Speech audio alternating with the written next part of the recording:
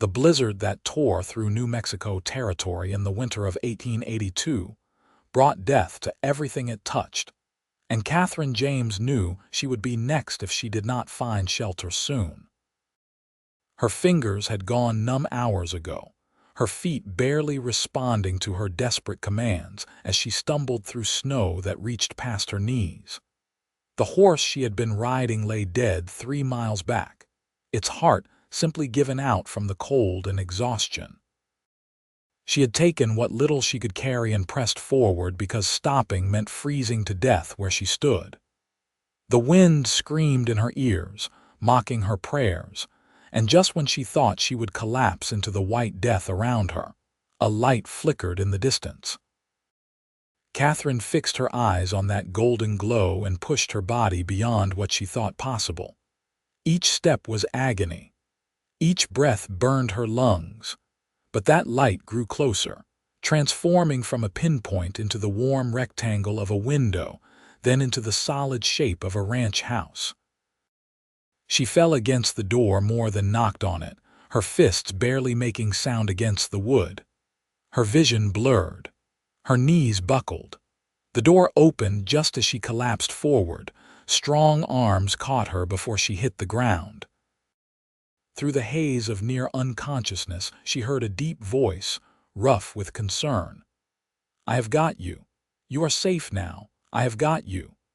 The warmth of the house hit her like a wall. Catherine tried to speak to thank this stranger, but her mouth would not form words. She felt herself being lifted, carried somewhere soft.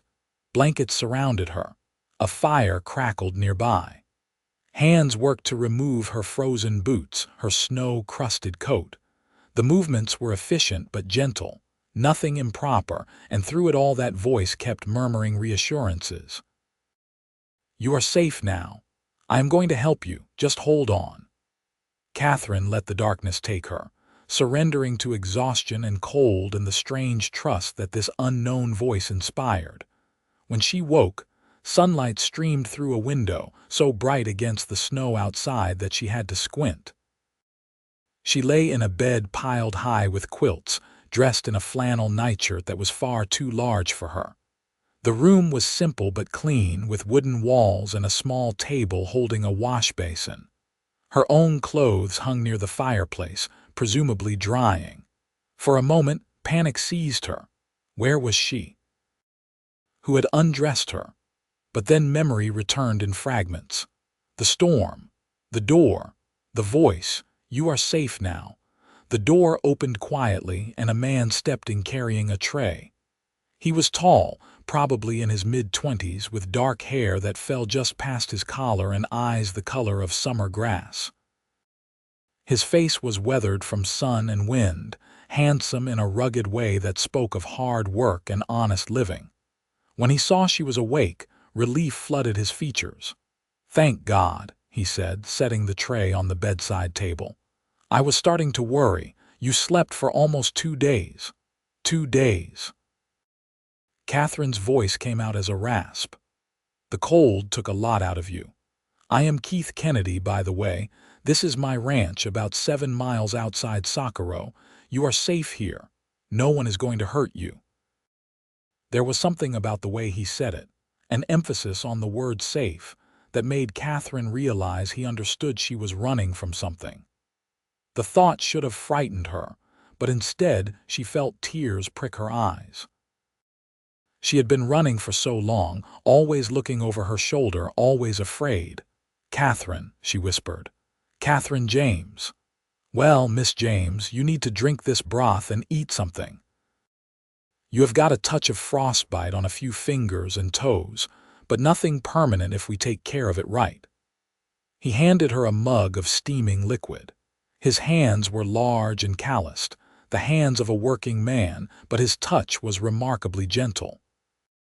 Catherine accepted the mug, wrapping her bandaged fingers around its warmth. The broth tasted of beef and vegetables, rich and nourishing. She had not realized how hungry she was until the first sip hit her tongue. Keith settled into a chair near the bed, keeping a respectful distance. "The storm is still going strong," he said. Even if you wanted to leave, which you do not look in any condition to do, nothing is moving in this weather. You are welcome to stay as long as you need." "I cannot impose," Catherine began, but Keith held up a hand. "You are not imposing. This ranch gets mighty lonely in winter. My hands have all gone south for the season except for Miguel, who lives in the bunkhouse. Having another person in the house is no burden, I promise you that." He paused, studying her face. "And if you are running from something, well, no one is going to find you here until spring. That storm covered your tracks completely." Catherine felt something loosen in her chest. She had been so afraid for so long. "Thank you," she whispered. "You are safe now and always," Keith said, his green eyes steady and sincere. "That is a promise." Over the next few days, as the storm continued to rage outside, Catherine slowly regained her strength. Keith proved to be a man of his word, treating her with nothing but respect and kindness. He brought her meals, tended to her frostbite with careful attention, and never pressed her for information about why she had been traveling alone in a blizzard. In the evenings, he would sit by her bedside and read aloud from books he owned, everything from Shakespeare to dime novels about the frontier. His voice was soothing, and Catherine found herself looking forward to these sessions more than she cared to admit.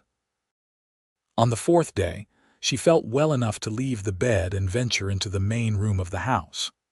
The ranch was modest but comfortable, clearly built by someone who valued function over fancy.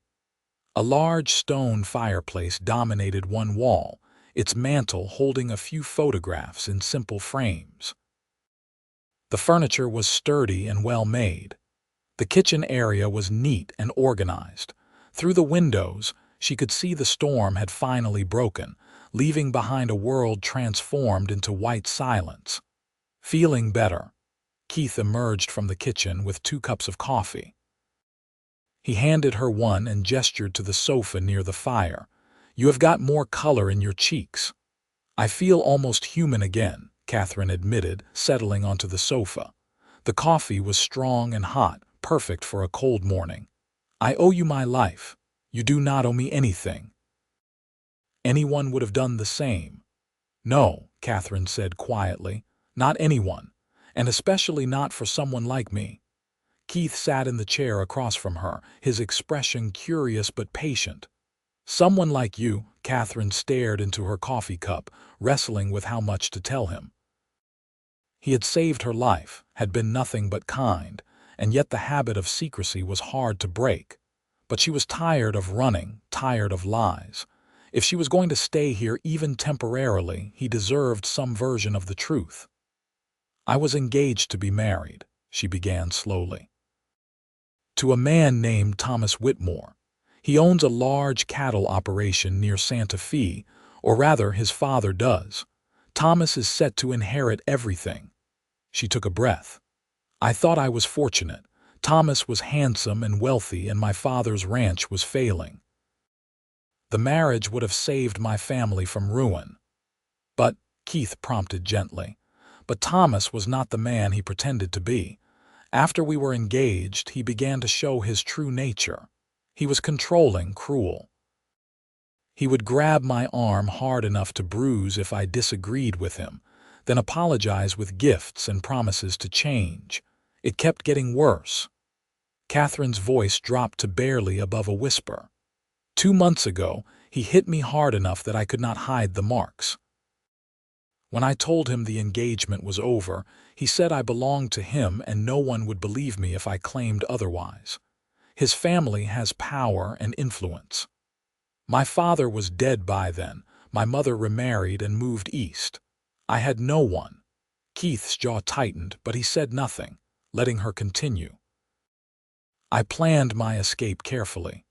I sold what little jewelry I had, bought a horse, and left in the middle of the night. I knew Thomas would come after me. He does not like losing what he considers his property. I was heading for California, thinking I could disappear there, and then the storm hit." "He will not find you here," Keith said firmly. "And even if he does, He will have to go through me first." The fierce protectiveness in his voice made Catherine's heart skip. She looked up at him, really looked at him, and saw the genuine anger on behalf of her suffering, the determination to keep his word. In that moment, something shifted between them, an unspoken acknowledgement that this was more than just a stranger offering shelter. "Why are you helping me?" she asked. "You do not know me." Keith was quiet for a moment, then said, "My mother left my father when I was young. He was a drunk and violent with it. She took me and my sister and we ran, much like you did. We ended up in a town where no one knew us, and a family took us in until my mother could get back on her feet. I have never forgotten that kindness. When I bought this ranch 5 years ago, I promised myself I would be the kind of man who helps when help is needed." He met her eyes. "Besides, something tells me you are worth helping." Catherine felt tears threaten again.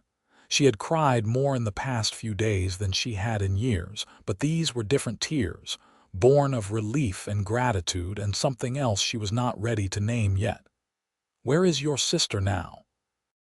she asked, wanting to know more about this man who had appeared like an angel in the storm. "Kansas. She married a good man, a farmer. They have 3 children last I heard. I have not seen them in 2 years, but we write." A shadow crossed his face. "My mother passed 4 years ago. Pneumonia." "At least she got to see both her children happy and settled before she went."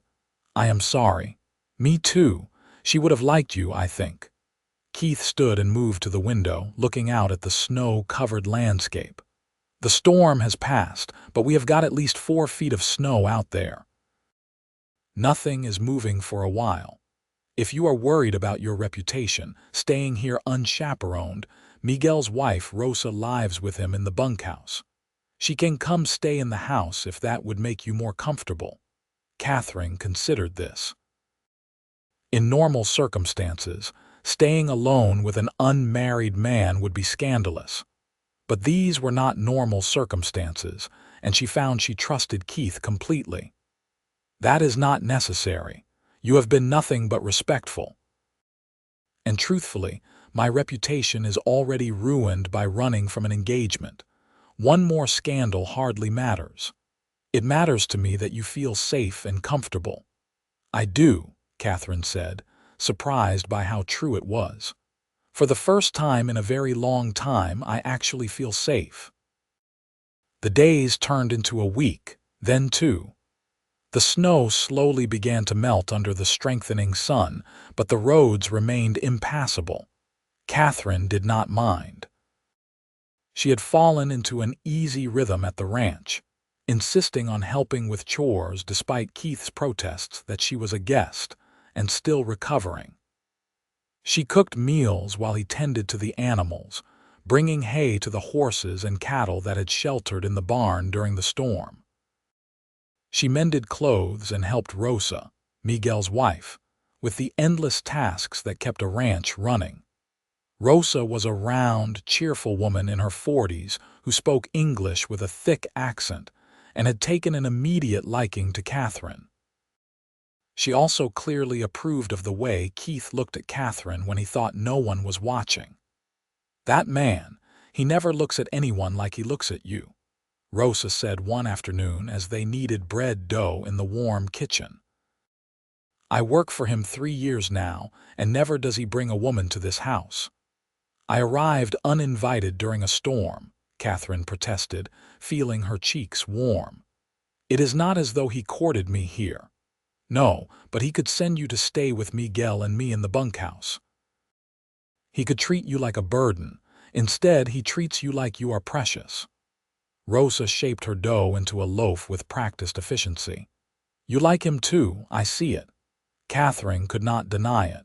Over the past 2 weeks, she had come to know Keith as a man of integrity and quiet strength. He was educated, having attended 2 years of college before his money ran out and he had to return to ranch work. He loved books and poetry, but could also break a wild horse or fix a broken fence. He was patient and kind, quick to laugh and slow to anger.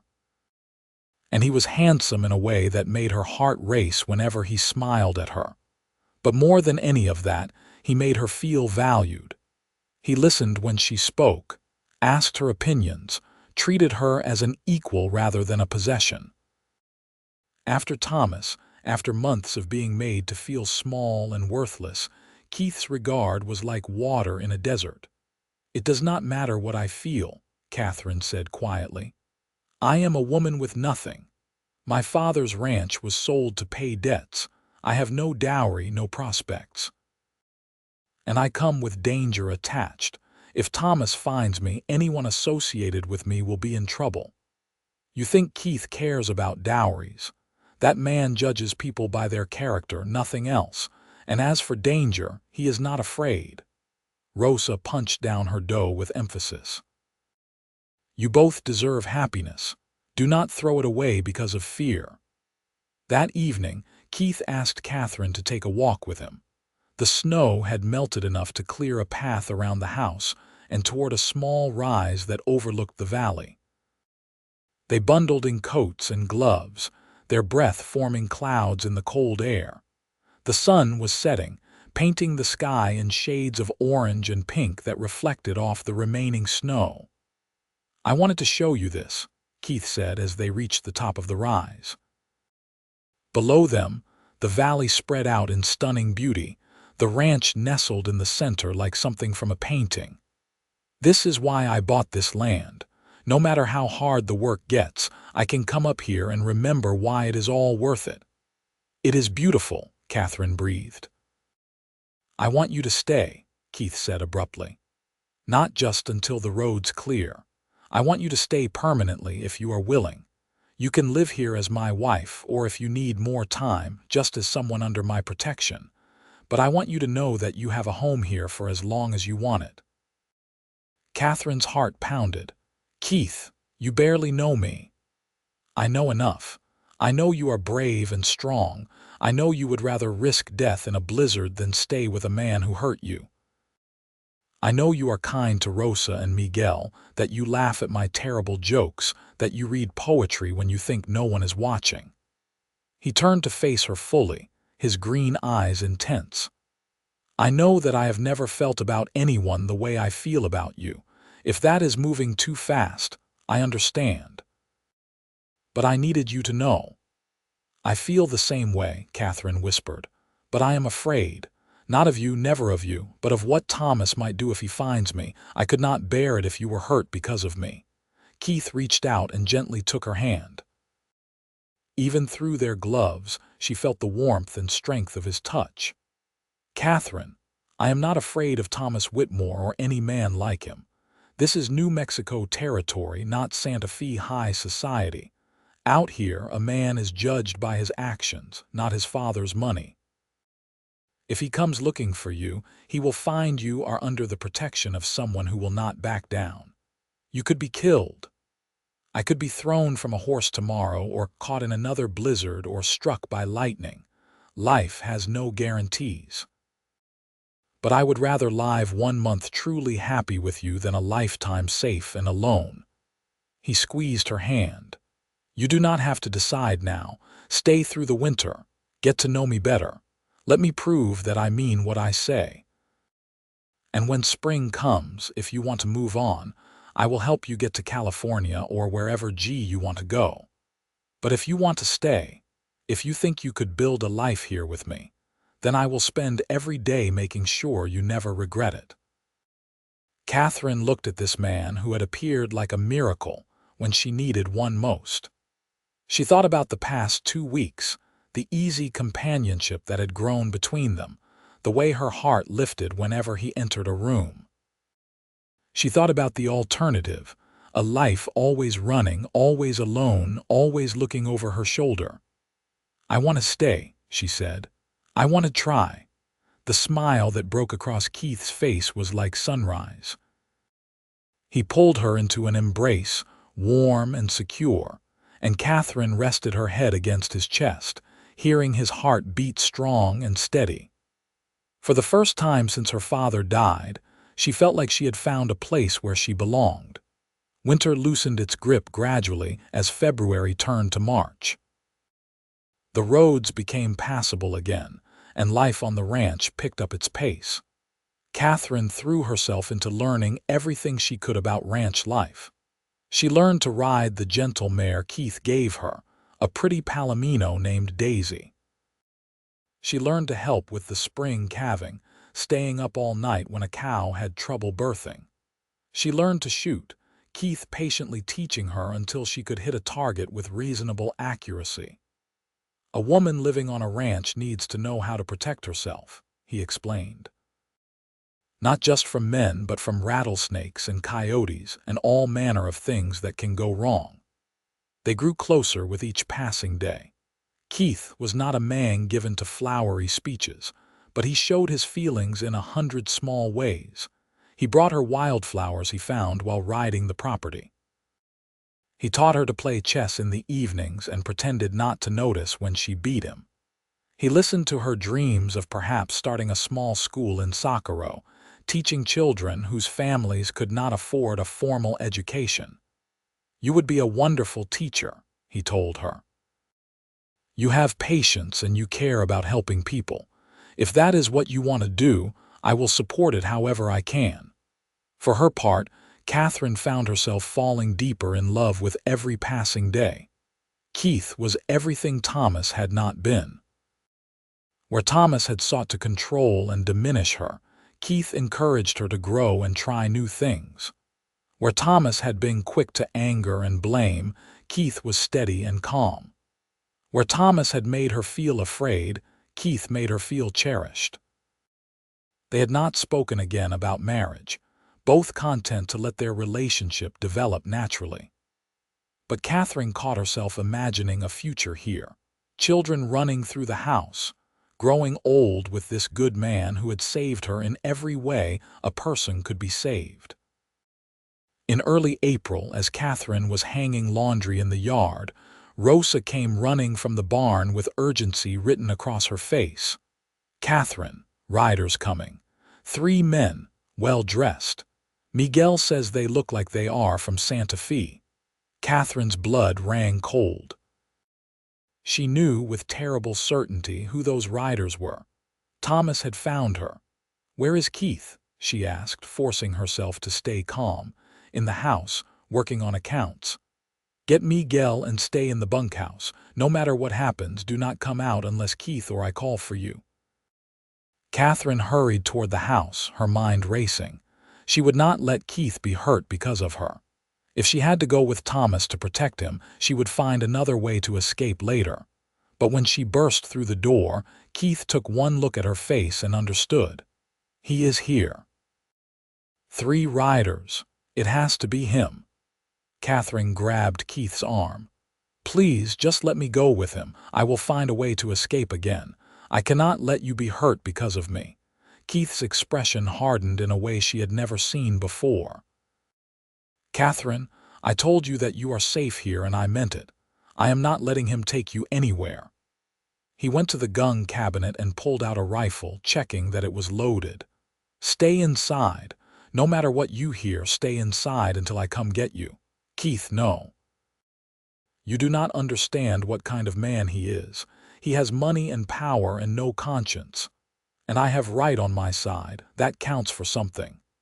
He cupped her face gently with his free hand. "Trust me, please." Catherine wanted to argue more, but the sound of horses approaching cut off any further discussion. Keith gave her one last look, something fierce and protective burning in his green eyes, then stepped outside onto the porch. Catherine positioned herself at the window where she could see but hopefully not be easily spotted. 3 men rode into the yard. Thomas Whitmore was in the center, and Catherine's stomach churned at the sight of him. He was handsome in a polished way, with blonde hair and blue eyes and features that seemed carved from marble. She had once thought that face attractive. Now it just made her feel sick. The 2 men with him were clearly hired guns, hard-faced men with pistols riding low on their hips. "Can I help you, gentlemen?" Keith called from the porch, his rifle held casually but ready. Thomas dismounted with the easy confidence of someone used to getting his way. "I am looking for my fiancée, Catherine James. I have reason to believe she is here." "I do not know anyone by that name," Keith said evenly. "Really?" "Because I tracked her to Socorro after the storm cleared, asked around town, and people mentioned a stranger had been seen at the Kennedy Ranch, a woman matching Catherine's description." Thomas's voice was smooth, reasonable. "I understand you were trying to help her. Catherine has been unwell, not thinking clearly. I have been very worried about her. Like I said, I do not know who you are talking about." One of the hired guns shifted in his saddle. "Maybe we should search the house, boss. Make sure." "You will not be searching anything," Keith said, and now there was steel in his voice. "This is private property and you are not welcome here. I am going to ask you politely one time to leave." Thomas's expression tightened, the mask of civility slipping slightly. "I do not think you understand the situation. Catherine is mine. We are engaged to be married. Her running off was just a moment of female hysteria. I have every legal right to take her back. An engagement is not a marriage, and even if it was, slavery has been abolished in this country. No person owns another person, and any woman who runs from you in the middle of winter would rather risk death than be with you. Should tell you everything you need to know about your relationship." Keith took a step forward. "Now you have heard my polite request. My next one will not be so polite." Catherine's heart was in her throat. She could see the fury building in Thomas, the way his hands clenched into fists. She knew that look. It always preceded violence. "You know who I am?" Thomas asked, his voice dropping to something dangerous. "Do you have any idea what I can do to you?" "I can make your life hell. I can have the law on you for kidnapping. I can ruin you." "You can try," Keith said calmly. "But I have witnesses who saw a woman nearly dead from cold and exhaustion arrive at my door during a storm. I have provided her shelter and protection as any decent person would. There is no kidnapping here, and if this woman you are looking for is here, which I am not saying she is, maybe she does not want to be found by you. Maybe you should consider why that is." Thomas turned to his men. "Search the house." Catherine saw Keith raise the rifle. "I told you no." The two hired guns reached for their pistols, but Miguel appeared from the side of the barn with his own rifle leveled at them. "I would not," Miguel said calmly. "Not unless you want trouble." The standoff held for a long moment. Catherine barely breathed. Then Thomas laughed, a cold sound that held no humor. "This is not over," he said. "You are making a very big mistake, Kennedy. I always get what belongs to me." "She never belonged to you," Keith replied. "Now get off my land." Thomas mounted his horse with deliberate slowness, his eyes scanning the house as though trying to memorize every detail. Catherine shrank back from the window, but not before their eyes met for a brief second. She saw recognition flash across his face, then triumph. "I will be back," Thomas said. "With the sheriff and a warrant if necessary. Enjoy your temporary victory." The three men rode off, but the tension did not leave with them. Keith stayed on the porch until they were out of sight, then finally lowered the rifle. Miguel approached, and they spoke in low voices. Catherine could not hear what they said, but she saw Miguel nod and hurry toward Socorro. Keith came back inside, his face drawn. "Are you all right?" "You should not have done that," Catherine said, and she was shaking. "He saw me, Keith. He knows I am here now. He is going to come back and make trouble for you. Let him try." Keith set the rifle aside and pulled Catherine into his arms. She could feel the rapid beating of his heart, the only sign that he had been as frightened as she was. "I meant what I said. He does not get to take you anywhere you do not want to go. You do not understand. He has connections. His father knows judges and sheriffs. He could bring the law down on you for harboring me. Then we will deal with that when it happens. But Catherine, I want you to understand something. Keith pulled back enough to look into her eyes. I am not afraid of him. I am not going to let him bully me or you. If we have to fight this in court, we will. If we have to get testimonies from people in Santa Fe about his character, we will. There are laws in this territory, and they do not give a man the right to abuse a woman just because he claims ownership of her. I have no proof of what he did, no witnesses. It will be my word against his, and his family has power.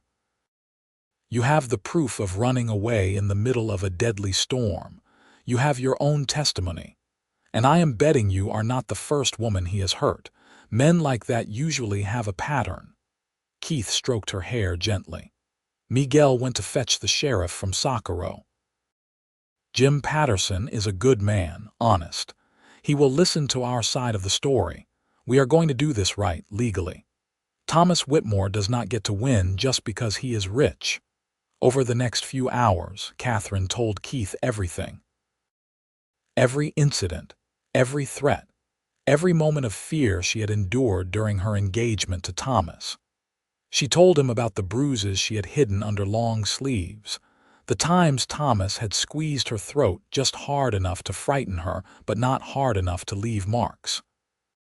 She told him about the night she had finally decided to run, when Thomas had shoved her into a wall and told her that once they were married, she would learn proper obedience. Keith listened with a jaw so tight Catherine could see the muscle jumping, but he never interrupted. When she finished, he was quiet for a long moment. I am sorry, he finally said. I am so damn sorry you went through that, and I am sorry that I have to ask you to relive it by telling it to the sheriff, but people need to know what kind of man Thomas Whitmore really is. Sheriff Jim Patterson arrived just before sunset with Miguel. He was a weathered man in his 50s with iron gray hair and sharp eyes that seemed to take in everything at once. Keith invited him in, and they all sat around the kitchen table while Catherine told her story again. The sheriff took notes, asked careful questions, and never once made her feel like she was not believed. I know the Whitmore family, Patterson said when Catherine finished. Thomas's father has tried to throw his weight around in this territory before, never sat well with me. But what you are describing is serious. Assault, threats, intimidation. The problem is proving it. I understand it is my word against his, Catherine said quietly. For now. But like Keith said, men like Thomas Whitmore usually have more than one victim. I am going to send some telegrams, make some inquiries. See if there are other women who might be willing to come forward. In the meantime, I can make sure Whitmore understands that you are under official protection. If he tries to take you by force, he will be arrested. Patterson looked at Keith. But I will be honest with you both. The Whitmores have money for lawyers. This could get messy. Then it gets messy, Keith said firmly. But Catherine is not going back to him. Not now, not ever. Patterson nodded slowly. For what it is worth, I believe you, Miss James. And I am going to do everything in my power to make sure you stay safe. But you should both be prepared for a fight. After the sheriff left, Catherine felt oddly calm. Everything was out in the open now. Whatever happened next, at least she was not alone. She had Keith, Miguel and Rosa, and apparently even the local law on her side. It was more than she had dared to hope for when she fled Santa Fe. That night, Keith asked Catherine to marry him properly. They were sitting on the porch in the spring darkness, listening to the crickets and watching the stars emerge. I know this is not the most romantic timing, Keith said, with everything that is happening with the legal troubles ahead, but I love you, Catherine. I think I have loved you since I caught you falling through my doorway in that storm. I want you to be my wife, not just because it would give you legal protection as Mrs. Kennedy, but because I cannot imagine my life without you in it. Catherine felt tears spill down her cheeks, but they were good tears. I love you too. I think I have from the moment you said I was safe, No one had made me feel safe in so long. But are you sure? This could ruin you being associated with me. You are not going to ruin me. You are going to make every day worth living. Keith took her hand. So will you? Will you marry me? Yes, Catherine whispered. Yes, I will marry you. They were married a week later by the circuit preacher who passed through Socorro once a month. It was a simple ceremony in the ranch house, with Miguel and Rosa as witnesses. Catherine wore a dress that Rosa had helped her make from cloth Keith bought in town, pale blue with white lace at the collar and cuffs. Keith wore his best suit, his hair neatly combed and his green eyes full of love and promises. I, Keith Kennedy, take you, Catherine James, to be my lawfully wedded wife, he said, his voice steady and sure. I promise to love you, protect you, honor you, and cherish you for all the days of my life. I promise to be your shelter in every storm and your companion in every joy. I promise that you will always be safe with me, now and forever. Catherine could barely speak through her tears as she repeated her own vows. When the preacher pronounced them husband and wife, Keith kissed her gently, reverently, like she was something precious and breakable.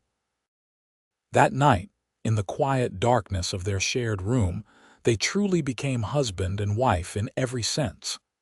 Keith was patient and tender, his touch erasing the bad memories Thomas had left behind and replacing them with love. I will never hurt you, he whispered against her hair as they lay tangled together afterward. I will spend every day proving that not all men are like him. I know, Catherine said, and she meant it. You have already proven it. The next few weeks brought the legal battle they had anticipated. Thomas filed complaints with every authority he could reach, claiming Keith had kidnapped his fiancée and was holding her against her will. But Sheriff Patterson stood firm, and Catherine's testimony that she had left willingly and married Keith of her own free choice carried weight.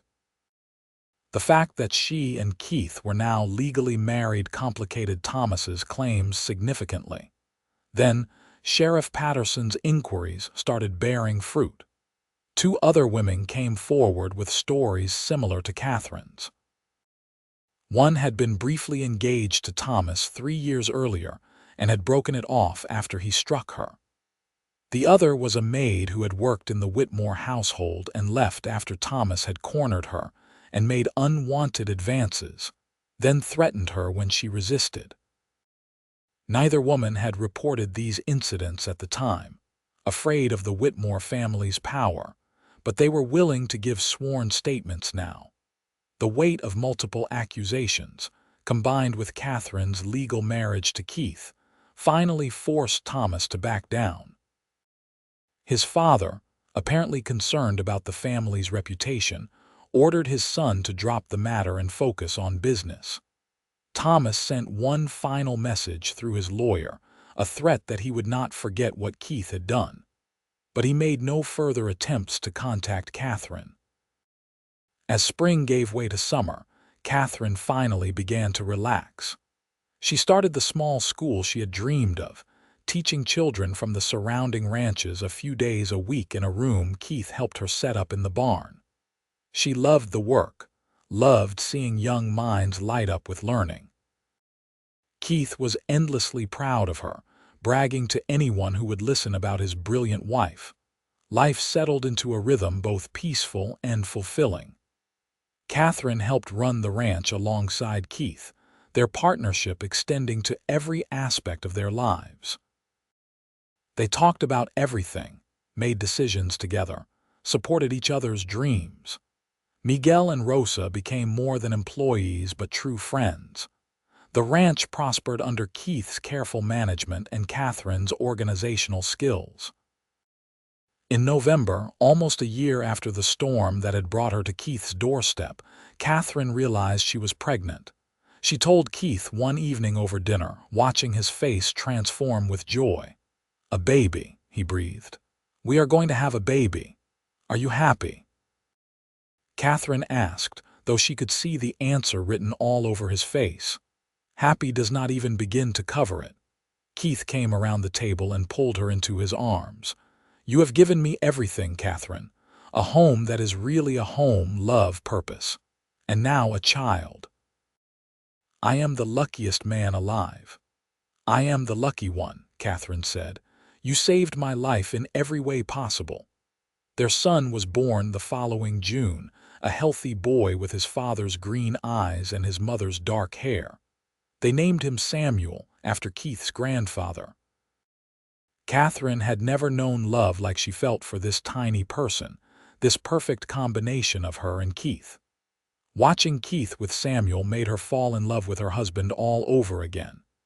He was a natural father, patient and playful, singing silly songs and making faces to earn baby smiles. He is going to be spoiled rotten, Catherine said one evening, watching Keith rock Samuel to sleep with infinite gentleness. Good. Every child should be spoiled by their parents, should know they are loved beyond measure. Keith looked up at her with those steady green eyes. We are going to fill this house with love and children and laughter. That is my new mission in life. They made good on that promise. 3 years after Samuel, Catherine gave birth to twin daughters, Emily and Grace. 2 years after that came another son, Daniel. The ranch house that had once been too quiet rang with the sounds of children playing, arguing, laughing. Catherine's small school grew, and she taught her own children alongside those of neighboring families. Keith expanded the ranch, hiring more hands and building a new barn. They prospered in ways that had nothing to do with money and everything to do with love and purpose. On quiet evenings, after the children were in bed, Keith and Catherine would sit on the porch and watch the sunset, just as they had done when they were first falling in love. Do you ever regret it? Keith asked one such evening. Giving up the possibility of a fancier life. You could have married someone wealthy, lived in a big house in a city. Catherine looked at him in surprise. Regret this? Regret you, our children, this life we have built? Never. Not for one single moment. You gave me everything that matters, Keith. You gave me safety and love and the freedom to be myself. Thomas's wealth would have been a prison. This ranch, our family, this is freedom. I just want you to be happy, Keith said softly. I am. I am happier than I ever imagined possible. Catherine took his hand, lacing their fingers together. That night during the storm, when I stumbled to your door, I was running from death and darkness. I thought I was just looking for shelter from the cold, but I found so much more. I found my home. I found love, I found you. Keith pulled her close, kissing her temple. You are safe now and always. That was the first promise I ever made you, and it is one I intend to keep for the rest of our lives. I know, Catherine said. I have never doubted it. Years passed in a blur of seasons and milestones. Samuel grew tall and strong, choosing to follow his father into ranching. The twins, inseparable since birth, were wild and spirited, always getting into some adventure or another. Daniel inherited his mother's love of learning and talked about becoming a teacher. Catherine continued her school, eventually convincing the town of Socorro to build a proper schoolhouse where she taught until the children grew older. Keith remained the steady center of their family, his love for Catherine never diminishing but growing deeper with each passing year. They weathered difficulties together, the droughts and hard winters that tested every rancher, the childhood illnesses that terrified every parent, the normal struggles of raising strong-willed children. But they faced everything as a team, their love and trust in each other unshakable. News occasionally reached them from Santa Fe. Thomas Whitmore had eventually married someone else, a woman whose family was as wealthy as his own. The marriage produced 2 children but was reportedly cold and formal, a business arrangement rather than a love match. Thomas's father passed away, leaving the family business to Thomas, who proved to be a less capable manager. The Whitmore fortune slowly declined, though they remained wealthy by most standards. Catherine felt no satisfaction in hearing about Thomas's unhappiness, only profound gratitude that she had escaped that fate. Sometimes she thought about the girl she had been, desperate and afraid, stumbling through a blizzard toward an uncertain future. She wished she could go back and tell that girl that everything would be all right, that she would find love and safety and a happiness beyond imagination. But that girl had needed to walk through the storm to find the light on the other side. When Samuel turned 18, Keith signed over half the ranch to him, wanting to ensure his son had a real stake in the land he would eventually inherit. Samuel promised to continue the Kennedy legacy, to run the ranch with the same integrity and honor his father had shown. He had found a sweetheart in town, a bright young woman named Laura, and they planned to marry the following spring. "I am going to be a grandmother," Catherine said wonderingly as she and Keith prepared for bed one night. "How is that possible when I still feel like the frightened girl who appeared at your door?" "You have never been just a frightened girl," Keith said. "You have always been the bravest person I know. It took courage to run from Thomas. It took courage to trust me when you had every reason not to trust any man. It took courage to build this life with me." He pulled her close. "And now you are going to be a wonderful grandmother, just as you are a wonderful mother and a wonderful wife. We have had a good life, have we not?" Catherine asked. "The best life," Keith agreed. "And it is not over yet. We have got years ahead of us still. Grandchildren to spoil, the ranch to manage, each other to love. I am not done with you yet, Mrs. Kennedy." Catherine laughed and kissed him. After all these years, his touch still made her heart race. They had built something enduring, a love that had weathered every storm and only grown stronger. Samuel and Laura married in the spring of 1902, 20 years after the blizzard that had changed Catherine's life. The wedding was held at the ranch, with half of Socorro in attendance. Catherine looked at her son, so handsome in his suit, and felt overwhelming pride. He was a good man, raised by a good man, and he would continue the cycle of love and integrity that Keith had worked so hard to establish. "Our grandson or granddaughter will grow up here," Catherine said to Keith as they watched Samuel and Laura dance. "On this land, in this house that has held so much love." "A new generation," Keith agreed, "but the same values, family love, doing what is right even when it is hard." Laura gave birth to a son the following winter, a healthy boy they named Keith after his grandfather. Catherine held her grandson and felt time fold in on itself, remembering holding her own children, remembering being held by Keith that first night when she had been more dead than alive. This tiny baby represented the future, the continuation of everything she and Keith had built together. "He has your eyes," Catherine told Keith as he held his namesake with the same gentle confidence he had shown with their own children. "Poor kid," Keith joked, but his voice was thick with emotion. "I hope he has your strength and kindness." "He will have the best of both of us," Catherine said. "And more than that, he will have parents who love each other and grandparents who will spoil him shamelessly, and a whole family who will teach him what really matters in life." As the years continued to pass, Catherine and Keith gradually stepped back from the day-to-day running of the ranch, letting Samuel take over while they enjoyed their grandchildren. They had 3 grandchildren eventually, young Keith and his 2 younger sisters. Catherine loved being a grandmother, loved having the joy of children without the constant worry and exhaustion of parenthood. She and Keith took the grandchildren on long walks, taught them to ride, read them stories, and filled them with love.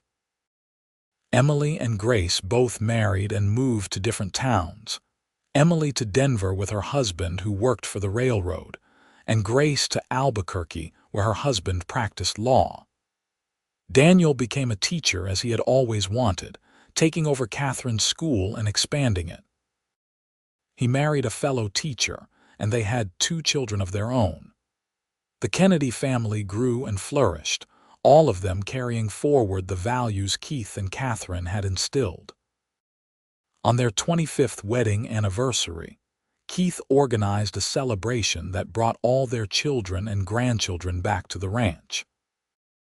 It was a joyous chaos of multiple generations, of children running wild and adults catching up, and everyone gathered around the same table where Keith and Catherine had shared so many meals over the years.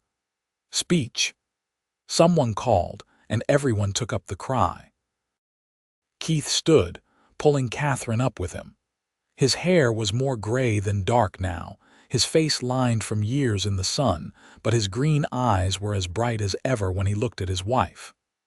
25 years ago, a blizzard brought the most precious gift of my life to my doorstep, Keith said. I told Catherine that night that she was safe now and always, and I have spent every day since proving those words true. But what I did not know then was that she would save me just as much as I saved her. Catherine, you have made my life worth living. You have given me children and grandchildren, love and purpose, a home that is so much more than just a house. Every day with you has been a blessing.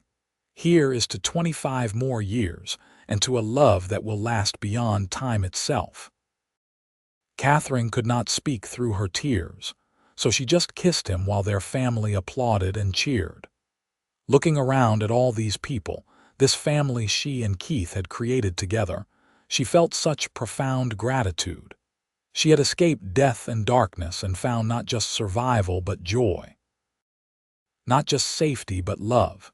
Not just shelter but home.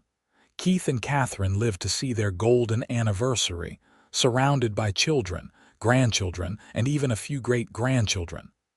They were in their 70s by then, both moving slower but still sharp of mind and full of love for each other. The ranch had passed entirely to Samuel's management, but Keith and Catherine still lived in the original ranch house, the place where their story had begun. On winter nights, when the wind howled outside, Catherine would sometimes remember that desperate flight through the storm, the way death had been chasing at her heels. But those memories no longer held fear. They were just a reminder of how far she had come, of how a single moment of desperation had led to a lifetime of love. Do you ever think about what would have happened if you had not been home that night? Catherine asked Keith once. If you had been away, or if I had gone to a different house? I try not to think about it, Keith said honestly. The idea of you dying out there in the cold or ending up somewhere less safe, it is unbearable.